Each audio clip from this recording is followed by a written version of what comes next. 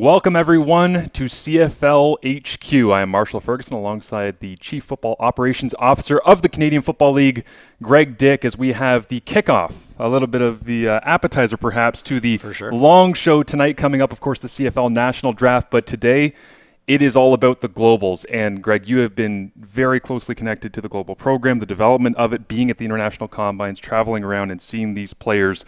This is the third one that we've done now with the CFL Global Draft. What defines this draft to you? It's interesting. We have a mix of global guys that we've seen at combines that have come directly from their country, and then we have a number of global guys that have been in the NCAA, and actually in a few guys that played U Sports here too. So it's going to be a mix. It's an interesting thing, similar to the U Sports draft. They had an opportunity to defer, so some guys are still in school, and they'll be coming out next year. But it's going to be an interesting mix of guys from NCAA, from around the world, and then I expect a few guys that played U Sports will be selected today too. Absolutely, and we'll talk about the evolution of the global program as we go on throughout the day here. Of course, don't forget that we are going to have on TSN and TSN.ca this evening the full 8 rounds. 74 overall selections will be made later on. This is a 3-round setup. 27 global athletes will be selected here today with an opportunity to make a CFL roster. And we actually had, on top of the trades that have been made with Montreal, I know he's been a busy man today dealing with these trades and working his way through them, but the idea of Winnipeg and Montreal making a move with only national picks and also having the first overall selection getting moved between Edmonton and Montreal. But there was also a global trade that happened here. First time ever. Right, which is amazing. And I honestly did not know that you could mix in the global draft picks with the national draft picks with players with. When I saw the trade come down between Edmonton and Hamilton that involved swapping Hamilton into that second overall slot here today in the global draft, I was pretty amazed by that because, man, the combination of pieces that had to go together to make that a reality to appease both of those teams was pretty intriguing. Yeah, no, it's really interesting because looking at it, you can tell that Hamilton was like, maybe we need to move up. We're looking at a global guy that we want on our roster to increase our depth at the global position. And maybe Edmonton's looking at the global side of it, saying, hey, we've got someone that we can probably draft, trade down in this particular part of that trade, and get the person we're looking for later. But combining it with the nationals that were traded and the draft picks in the national draft, it's very interesting, right? There's lots of assets the GMs are looking at. Not an easy one to piece together. Orlando Steinauer and Chris Jones sorting their way through that one as the Ticats and Edmonton end up making some moves. Let's get into the draft order for you here. In the first round, it is the Montreal Alouettes with the top pick right now in both of the drafts that we have today. They are hungry to first time ever too to make some selections up at the top of the board. But Montreal sitting there at the number 1 overall pick. Hamilton 2, BC 3, Toronto 4, Saskatchewan 5, Winnipeg, the defending back-to-back Grey Cup champions, at 6th overall. Calgary, Ottawa, and now you've got Edmonton at the back of the order there as they've got themselves an opportunity, they believe, to still get a player of value that can contribute to their roster in the global allocation. How is the draft order actually determined in the global draft here? Yeah, that's a good question. So we did a random weighted random draft based on the positioning that they had last season, and then we will see a snake draft for the global as well, which is a bit different. It's kind of as fantasy players out there know what a snake draft's all about. It's and so anyway, just a decision to make that was made amongst the GMs and the football operations department to sort of even out the ability to pick guys. Excellent. All right. So that is on the board right now as we see the first overall selection coming down. And this one is fun for a variety of reasons because what we're looking at is Kingsley Jonathan, defensive end coming out of Syracuse with the first overall pick to the Montreal Alouettes. And that does mean that, yes, Montreal, with the first overall selection, has gone Cuse Orange in the global draft. And there's a likelihood that tonight they go Cuse Orange at linebacker with Tyrell Richards. That's right. Pretty intriguing that they've decided to line up these stars. That's right. Well, they got picks number 1 in both drafts. They want to be consistent. Why not? Keep the same school. Anyway, this player, he wasn't at our combine, wasn't able to participate and make it to our combine, but he is a he is got the type of D-line body that works in the CFL. He's a bit of a tweener, so he's could be on the edge, an edge rusher, and very athletic, and has a real chance to make a difference. 6'2", 264 is what he's listed at through the combine testing and the things that he's done at Syracuse. And it's interesting that 6'2", 260 body type defensive end linebacker.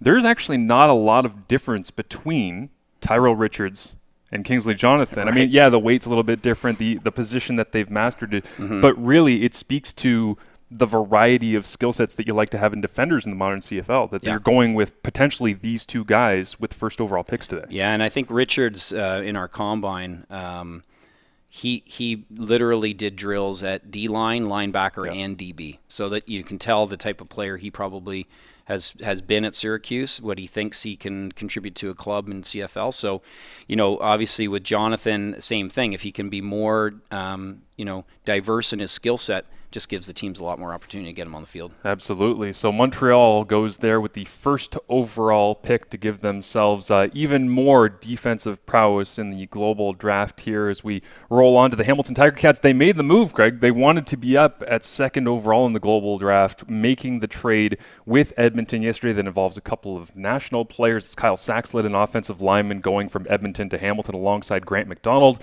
Talented young linebacker, 16 special teams tackles in his rookie season. Yep. Very obvious that Hamilton found some value in being able to do that. Obviously, some other pieces involved, but jumping up in the global draft, as you said, pretty unique in only the third year to say we want to jump up because we find something of interest that we want to go get right now. Yeah, I expect them to have their eye on somebody, right? Yeah. They wanted to make sure they got that person and added it to that draft for the two nationals that will give them depth. It'll be very interesting to see who they pick. There's lots of ways they could go, but they have had some globals that have played a lot of snaps in the first 2 years, and so I expect them to be looking at someone to add to that depth, someone else to get on the field. Yeah, Valentin Ganau is the one that comes to mind off the top of the head, and also David Azinian has been around a little bit. Chris Malumba from Finland, who also played at Colorado. He got into a number of games last year as well. So they've been doing a lot on the defensive side, which again the position trends and evolutions that we're seeing through the early development really of the global program is interesting too, with so many of these teams starting to trend towards what really has been the successful hallmark thus far of the global program, Deadrick Hansen. Yeah, right? Right. You're leaning more towards the specialists and the big bodies and the athletes, which I've seen you speak previously about the idea that there are so many talented big body players around the globe that we just haven't found them all yet. And that really speaks to that could be the trend moving forward here, away from some of the kickers and things that we've seen in the past. Yeah, definitely. For any rookie in the CFL, national or global, you need to, sometimes cut your teeth on teams, right? You need to be running down on special teams and show your value. But with Hansen, he did that. You saw how he in his first year with Winnipeg a couple seasons ago, right? He evolved, and then he was taking time, reps on the D line, and then that evolved even more in last season. So I can definitely see that that's where we're going to be, and that's the way it should evolve. Yeah, absolutely. So we do have a selection here. It is an Aussie that is coming off the board. As it is Bailey Flint. And just as we talk about, I don't know if we're going to go with kickers, maybe more on defense, the Hamilton Tiger Cats decide, you know what, we do need a global punter right here out of Toledo. Yeah. They've really been trying to refine some of their special teams units, it feels like, in the offseason. So to jump up and go get the punter of choice, because there are 3 or 4 talented ones that are in this draft that come from NCAA schools. Yep. But it's obvious that Flint was the one that they were targeting. Yeah, there was a lot of punters, a lot of Australian punters, and from NCAA, and obviously they did their homework on film, and this is the guy they wanted. They needed to probably improve their kicking game from last season, so I'm not surprised they've gone with a specialist here. These Australian punters, there's a lot of them. They're good. They were playing in a lot of D1 programs and D2 programs in NCAA, and he's probably someone that is really going to change the game for them. Absolutely. At number 3 overall, it is a defensive lineman, our guy, from the CFL Global Combine this year. Congratulations to Latvian Carlos Brons going to the BC Lions. I find this one interesting just because of how this will actually work into the BC Lions defensive line rotation, because they've got Boom Gwacham, who we expect to be a monster this year as an American player. They've signed in the offseason Woody Barron to be kind of an interior guy. Obviously, the injury to Stephen Stove Richardson is unfortunate.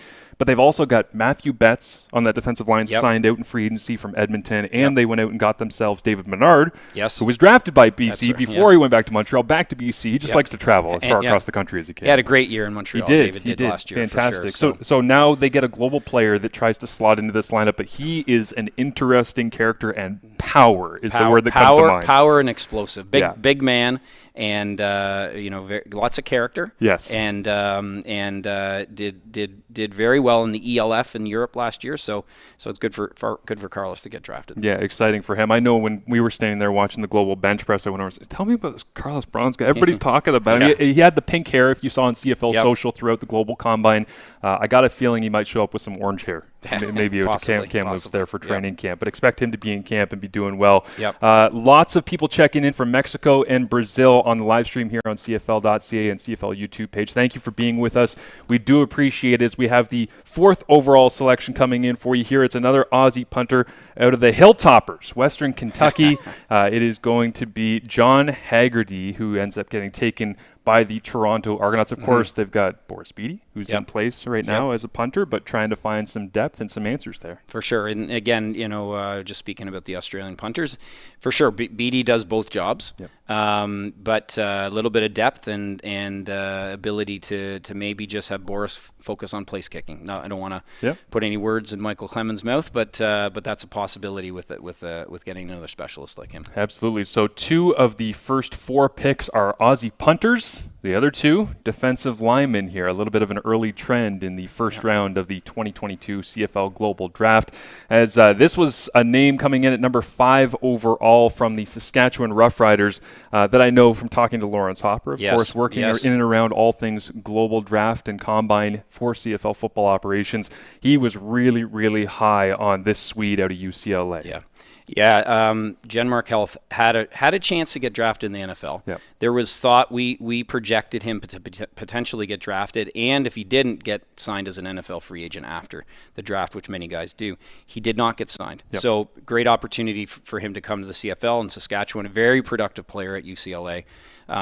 Played at Notre Dame prior to UCLA, and in his last year here was very, very productive. So type of player that's going to translate right away to the CFL game, right? He's going to make lots of special team tackles. I think I just saw Lucas Barrett from CFL Communications smile in the background. He heard Notre Dame somewhere in the background, but he's a big body, and again, where he slots into a lineup that has a lot of talented Canadians right now, and how that will impact tonight's draft with the Canadian offensive line play in the first round. Saskatchewan sitting at 7th overall in the national draft this evening, so we'll see where that goes. 6th overall, it is another punter off of the board. Yep, absolutely.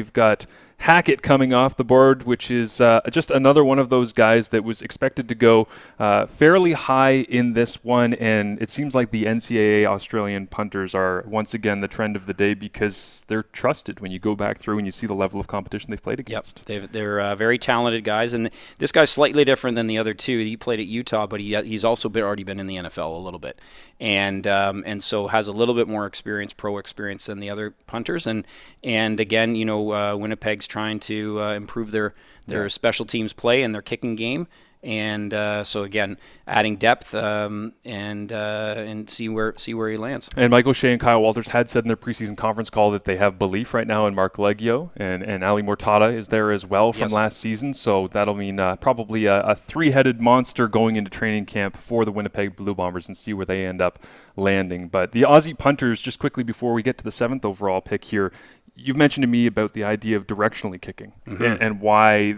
it might fly under the radar for a lot of people, but why that's so important in the Canadian game and why it favors some of these Aussie punters. Yeah, they are not they haven't grown up being the traditional punter in North America, right? Where he booms it, 67 yards in the air. Where they, in Australian rules, they're directionally punting all over the field, and so that obviously lends itself very well to the Canadian game, and translates sometimes better to our game than the NFL game. And so these guys have that ability, right? Have that ability to push it, put it where the coach wants it. Well, it helps when all of a sudden, if you kick it inside the 15, not the 20 anymore, Correct. that all of a sudden the New accuracy rule. has the rule changes and tweaks have certainly gone up in importance. As Yes. We see an offensive lineman going here to the Calgary Stampeders, as it will be Olaseni coming off the board, who. Bamidele Olaseni from Great Britain, again, another Utah guy, so a couple of those, 6'7", 348 on the offensive line. Very large man. Yeah, he's a great prospect. He may have signed an NFL's free agent contract, but he's a very talented guy.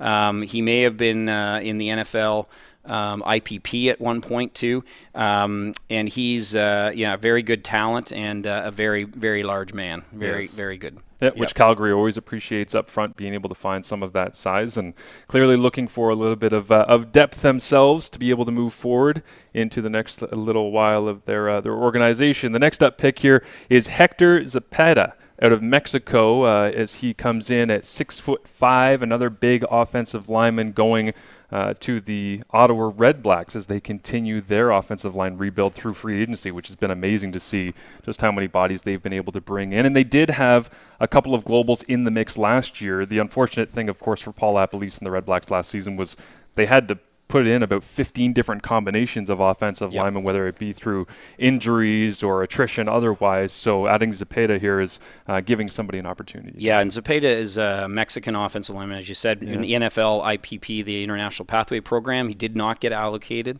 or is expected not to be allocated to an NFL club, and so this is an opportunity for Ottawa for this Mexican player. He's out of Monterrey, and there's been a number of offensive linemen from Monterrey that come up to North America from Mexico. And Ben Griffiths, another punter from Australia, will round out the first round here of the Global Draft in 2022. If you take a look back at the board, obviously the punters jump out a little bit. That defensive flavor near the top as well. Hamilton jumping up, getting Bailey Flint, who they very clearly wanted. A couple of big body offensive linemen from Great Britain and Mexico, respectively, going off 7th and 8th as well. Yeah. No, it's obviously the punters, the teams see the talent there, the Australian guys, and Edmonton needed some kickers. Yep. They don't think they had very few signed, or they moved on from their kickers from last year, and so obviously they're looking for those types of guys to contribute. Absolutely. If you would like more coverage of all things CFL Draft, don't forget to go to CFL.ca. They've got everything for you, recaps, analysis, otherwise, and of course the pick tracker going into tonight's National Draft again, 8 p.m. on TSN, and then TSN.ca for rounds 3 through 8, which we are looking forward to. The Hamilton Tiger Cats creating some competition here with the second overall. You always love to see that, where the guy gets drafted second overall in Flint, and he says, all right, I'm going to Hamilton. I can't. Congratulations, Bailey Flint. And then the 10th overall pick pops up, and he goes, oh, I got to prove it all of a sudden. Who's the better Australian punter here? Right. Yeah, so anyway, that's good. Good competition always, I think, brings out the best in people, so there you go. Blake Hayes is the pick there from Illinois. So, again, the thing I do love about a lot of these Australian punters is so many of them seem to end up in Big Ten schools or in Northeastern schools. That's right. And it's like, you know what? If you're going to prove that you can kick it, you might as well do it in the settings that match a lot of the late season CFL weather. As we get our first U Sports player coming off of the board here, in Idris Jean-Alphonse, a defensive back who I thought showed it really nicely at the Global Combine. Yes. Was also a regional combine invitee this past year, but Laval Rouge-et-Or going to the Ottawa Red Blacks. Yeah, the French national from Laval, and he's a very athletic DB. Good size and perform well at the combine. And so again, players that the scouts have seen play against nationals in U Sport competition for the last number of years, and they really have a good feel for how they're going to translate to the CFL game. It felt like Idris was not uncomfortable whatsoever when we hit Sunday at the CFL Combine, because he's putting on his Laval helmet and he's going up against the Montreal Carabin. That's right. It's not like somebody that's coming from Brazil, such as Ryan Gomes, the linebacker, going here 12th overall to the Calgary Stampeders. He was very, very comfortable. Again, Gomes is another name that I know was very highly thought of coming out of the Global Combine, and specifically the Sunday. When you put the pads on, he's a real quality football player. He's a very good athlete and can move well as a linebacker. I saw Ryan at a Brazilian Combine back at the beginning of 2020 before COVID hit, and he was one of the top players there. And then again, we brought him. We saw him again in a Brazilian Combine, and then came to our national Combine, CFL Combine, and did a great job. Ryan actually was signed by the Red Blacks prior to the season. Last season, and then he ended up getting released when they were managing their ratio and roster, I should say, before training camp. And so I'm glad that Ryan's made it back in the CFL. He has a real potential. Yeah, absolutely. And obviously, you sign somebody, you're excited about it, and then, as you say, your ratio gets mixed and matched. I think a lot of that had to deal with the fact, as we talked about, Ottawa taking a global offensive lineman in the first round. They were really trying to sort out their offensive line last year and where they were going to allocate their global roster spot. And he likely got bumped from that, but I mean, Calgary, there's worse places to land, essentially, in the world of football. As we get the 13th overall selection coming in now, this is Karamoko.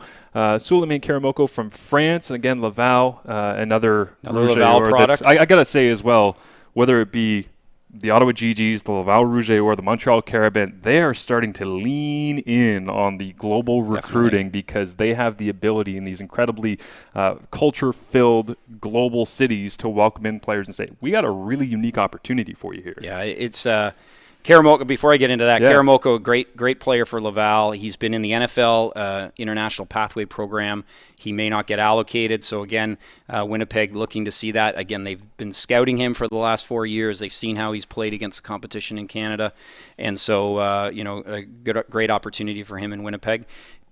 To your point, Marsh, if you're an international, French international or French national or anybody who speaks French, if you go to play in the RSEQ in Quebec, you pay domestic tuition, and obviously you can speak the language that most people speak, and so there's a real pipeline. When we were in France for in 2020 for the Global Combine, we went to a French prep football school, for lack of a better term, but and there were CEGEP schools there recruiting kids from this French prep school, right? So that's the pipeline. Come to CEGEP, then go into the RSEQ or somewhere else in U Sports. And so those French national guys have a real opportunity.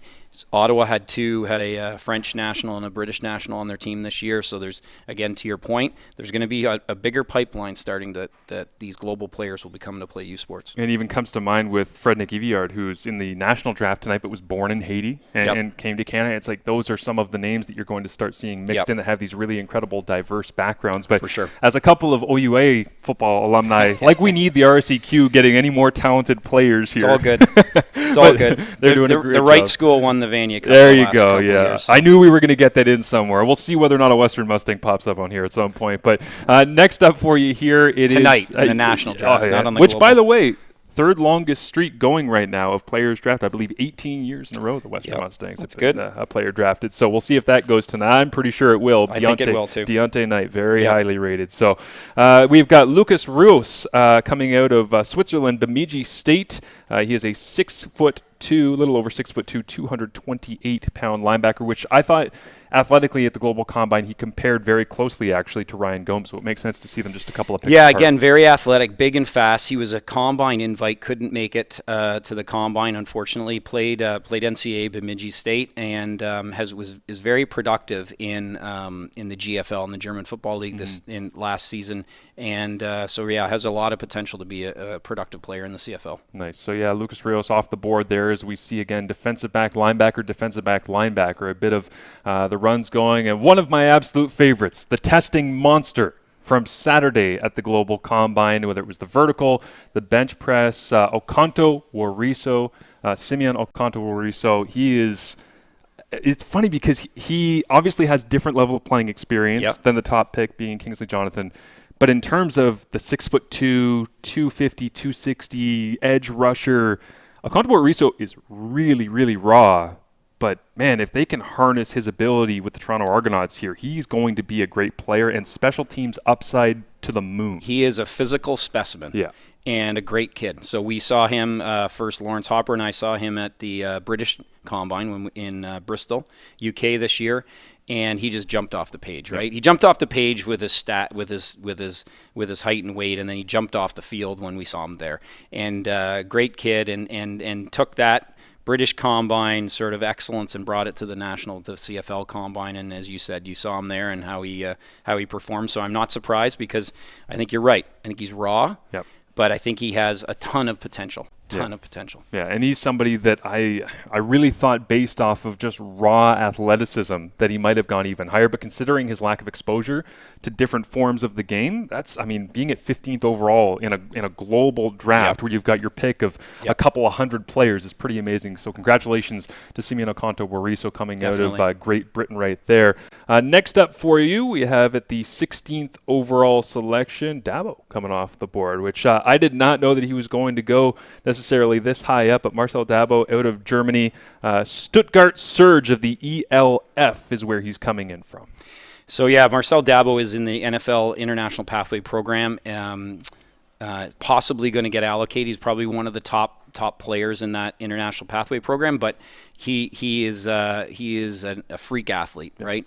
4.40, 20 plus reps on the bench, 40 plus vert. For BC to pick him here, they may not get him right away if he gets allocated in the NFL. However, could be a really good player. And interesting to see BC with their first two picks here in the 2022 Global Draft going really with pure athletes, like Carlos Bronze and then going Marcel Dabo back-to-back is an interesting one to see. As Gaglione comes in here, place kicker, going to the Edmonton Elks. Just before we get to him, I do want, for people that might not be familiar with the IPP, can you just give a little bit of background on the International Pathway Program? Yeah, sure. So the NFL has a program, International Pathway Program, where they bring players in, global players, and they take them into IMG in Florida, and they do practicing and training and sort of coaching, and over a couple of months. And then what happens is at the end of this, right around the draft, and now they decide how many of those players will get allocated. If they get allocated to an NFL team, they actually go and they're on the practice roster of that NFL team for the year. And so there are some guys from that program who might get drafted, which happened. There are some guys from that program who might not get allocated, but a team might sign them as a free agent because they want them as their own. And then the allocation works slightly differently. They get allocated to the PR. So, and then there are guys that don't get allocated, and obviously if they're global and they meet our definition of a global, they can be drafted into the CFL, like many of these guys are being done today. Yeah, absolutely. So place kicker off the board there, and we'll see if there are more IPP players that are just around the corners. The final pick in the snake format here of the 2022 Global Draft comes in. Our first tight end coming off the board. Not very often we see a tight end in either of these drafts, it seems like, anymore. But he's another IPP guy. Yeah, so another big body. Yeah, so Rafael Gaglione is a Brazilian place kicker. Again, Edmonton's looking to replace their kickers, so I'm not surprised there. And then Thomas Dukoya is another NFL IPP guy. He played at in NCAA. Very good player. Again, may get allocated in the NFL IPP. Could translate to more of an H-back versus tight end in the CFL game. But a very good player and very high potential for him. Eastern Michigan, up around 6'5", 253 is where Odukoya is at. So you see the conclusion of the second round here with again, it's a global draft. It's great to see Australia, France, Brazil, Switzerland, Great Britain, the Netherlands on the board at this point as well, as we are through 18 of the 27 selections that are coming in for the 2022 CFL Global Draft. One more reminder for you, coming up this evening, 8 p.m. on TSN and TSN.ca. Of course, you can watch the national draft. There have been plenty of moves that have been made. You see Montreal down there, 18, taking Odukoya. Of course, they had the first overall selection earlier on in this global draft, and they do have the top pick, so we will see where they decide to go in the next little while with the moves that Montreal trying to rebuild perhaps some of their defense. They lost a lot of bodies in free agency. Money Hunter went on with Patrick Levels, Ty Cranston. They all ended up with the Ottawa Redblacks, and so you can see Danny Machocha trying to wheel and deal and find some solutions here that can help Montreal stay in the hunt in the East. Yeah, they'll have to replace those guys, and I'm assuming they have some guys on the PR that we haven't seen play yet that are ready to step in. That's a classic Calgary Stampeder way to operate, right? They'll let the veterans move on, and they'll bring the next guy up, and and then let them become stars in the CFL too. Yep, absolutely. As we head into the third and final round of the 2022 Global Draft, we will take a quick break, come back in just a moment, and carry on here as we wrap up the 2022 edition of the Global Draft.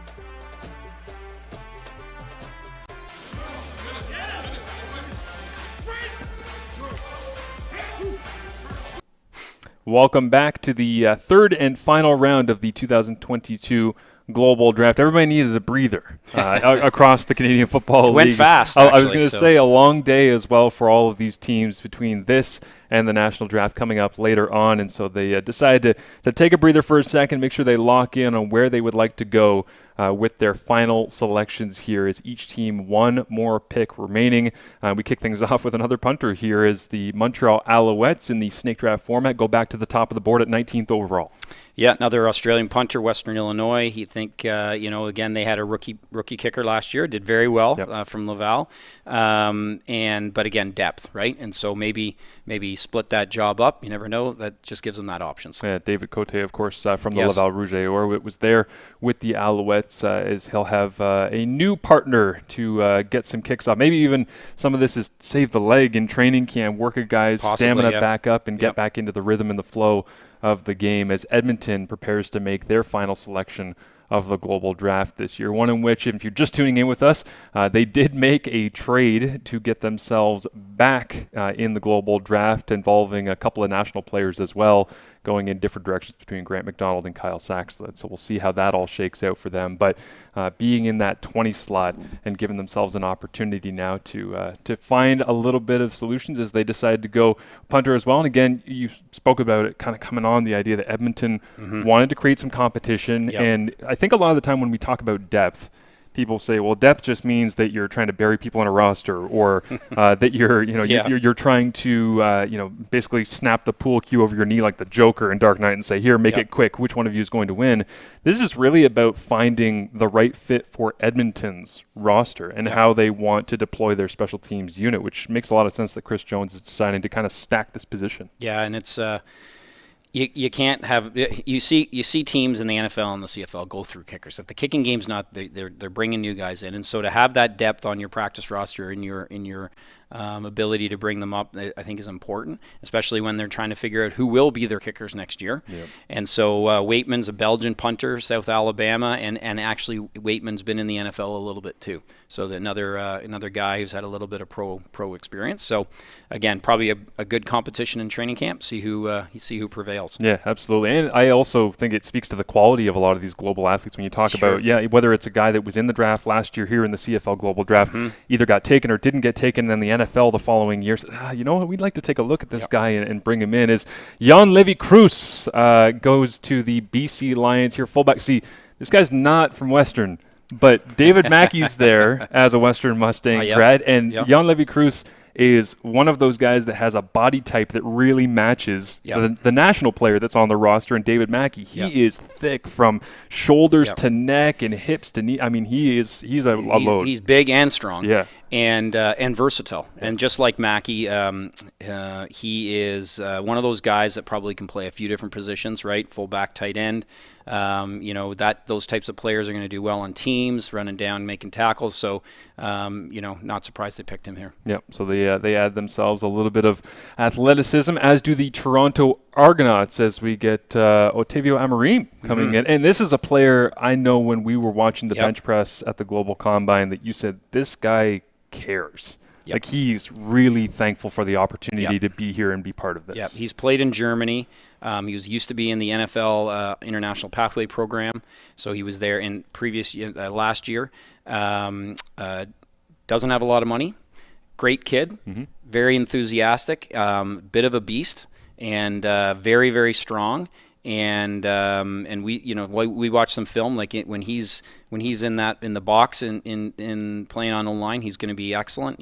Probably what he needs to work on is a little bit of his quickness if he has to get outside the box, but a very good player. Yeah, and I think something that jumped out for me from the Global Combine on the Sunday when we put the pads on was a little bit raw. Like, the footwork might not be there and all the rest, but again, it's about coaching and refining, right? It's the job of coaches to get you in-house and say, listen, this is how we do things, and he's got the body type that you'd love to be able to see. There are a lot of Brazilian athletes who just don't have the coaching, but they're amazing athletes, right? And so I would put him in that category. Absolutely. This one I love. I think this is a great fit. I agree. If I was doing a mock draft for the Global Draft, I think Maceo Beard Egret going to the Saskatchewan Roughriders makes a lot of sense. They love their long, lanky, Jay Dearborn, free safety types, and that feels like that's what this is. He is a classic CFL body as a DB, classic. And so we saw him the very first time in Paris at our Global Combine in 2020, early 2020 before COVID hit, and he was too young.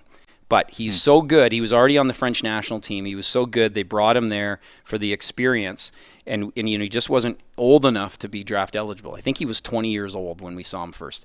But we could see there that he had the potential. Fast forward 2 years, we didn't have a French combine, but he came to the British combine this year in Bristol, and he'd put on weight. He was faster, stronger, a little taller, and it all came through. He's strong DB, 6'2", body type to play in the CFL. And Lawrence Hopper and I looked at him and I said, we saw him like 2 years ago. I remember him. Well, he's ready to play now, right? So I'm not surprised he's been picked in this draft. We did a sit-down with him at the Global Combine in Toronto about a month ago, and he came in, gave these great answers, was extremely personable, and then about 5 hours later, we're sitting down with somebody else, and I hear a little knock on the door, and it opens up, and Maceo pops the door. He goes, hey, I feel like I could have done better on some of my. He's like, I've been thinking about some of the answers that I gave, and he's like, I really want to tell people, I love coaching football too in my spare time, and I really believe in this game. And he said, can I redo the interview? I said, Maceo, I'm sorry, we can't redo, but I said, we'll make sure that people know, okay? And he's world class in terms of coachability and personality, and so Saskatchewan, you've got yourselves a really intriguing prospect. Good player, very good player. Love that. Next up, another punter going to Winnipeg, trying to stack up some of these kicking specialists as they try to sort out their kicking and punting solutions. Here is Sleep Dalton goes 24th overall to the Peg. Yeah, another Australian punter, Iowa product. Not surprised that they, kicking was probably hard to poke any holes in the Winnipeg Blue Bomber Yeah. resume last season, but the kicking game they had challenges. Mark Leggio, I agree they are high on him, but he was a rookie last year. So bringing guys in, a little bit of competition, a little bit of depth, and let's point out that probably Winnipeg has had the deepest crop of global players. Yep. Obviously, Teatrick Hansen's been a productive player ever since he's been in the league. But they dressed 2 or 3 other global players. Les Moreau, Japanese linebacker. They have a Japanese O-lineman that hasn't played yet but has a ton of potential. And then they had another Mexican DB. So they've had guys, and so not surprised they're going to the punter here. Yeah, absolutely. And it's when we're talking about the allocation of some of these draft picks, where guys are playing at. It's if you're watching a game, whether you're in the stands at IG Field or otherwise, you might not notice because you think, well, it's just Jackson Jeffcoat and Willie Jefferson running around and getting all the sacks and knockdowns. Right. If you really watch Winnipeg games closely, I know the league tracks obviously participation for the players on a snap-by-snap basis. It pops up sometimes where you go, hey, Les Moreau was in the game on defense, and it wasn't an injury thing. Yeah, like getting on, playing, and and he was in some meaningful situations. Purposeful. Exactly. Playing, Bailey Devine Scott, defensive back from Australia, is going here to the Calgary Stampeders. Somebody that interviewed very well. I was told when he was at the Global Combine that teams were really intrigued by him. Maybe you wished he showed out a little bit more when he got the pads on, the helmet on Sunday at the Global Combine, but somebody that a lot of teams were interested in, and so no shock to see him going here in the top 27. Yeah, the shock is that he's not a punter because he's Australian. It's the rarity. I'm just joking here, but yeah, Devine Scott, a high football IQ is what the scouts see in him, and maybe he didn't play as well as he wanted to, but film in the NCAA player again, enough film that Stamps know what he's sort of made of. Yep, absolutely. So they take a good long look at him as we get the second to last selection coming in here. As it is Gabriel Balina from Albany State, a kicker, 5'8", making his way onto the Ottawa Redblacks. Lewis Ward. Get ready, man. Here it comes, training camp. Balinas is a place kicker, so he'll be pushing Lewis for a little bit of playing time. Again, depth for the team, if injuries hit Ward, maybe they've got this guy available for them. Yep, absolutely. And the 27th and final selection here of the 2022 Global Draft for you. The Hamilton Tiger Cats decide to go defensive tackle again. Defense is where we began this draft at first overall with the Montreal Alouettes, and now we see the Hamilton Tiger Cats put a bow on things with Ralf Rusens out of Latvia. We had another Latvian defensive tackle go, and Carlos Brons at 3rd overall, and another here at 27. And the one thing these Latvian guys have in common is they're big. Yep. Big and strong. And so Rusens is in the NFL IPP program, International Pathway Program. Big guy, he's a former O-lineman. He got transitioned to defense by the IPP in the IPP NFL program. Again, may or may not get allocated. If he's not allocated, Hamilton's, have him at camp and go ahead. There you go. So a loaded defensive line for the Hamilton Tiger Cats with Micah Johnson coming in free agency alongside Ted Laurent. They got Julian Hauser in there.